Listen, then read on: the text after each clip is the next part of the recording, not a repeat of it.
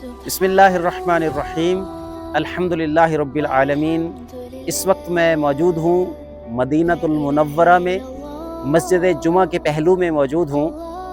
مسجد جمعہ کہاں پہ واقع ہے اور اس کی تاریخی اہمیت کیا ہے؟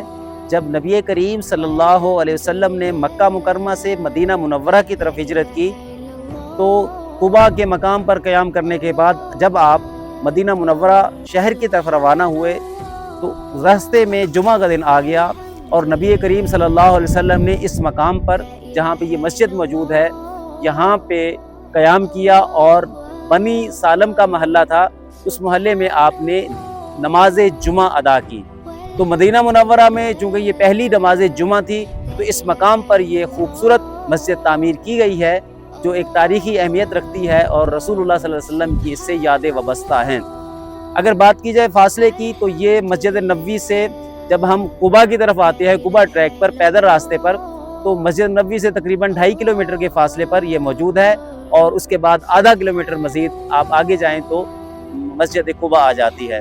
امید کرتا ہوں کہ آج کی ویڈیو آپ کو پسند آئے گی۔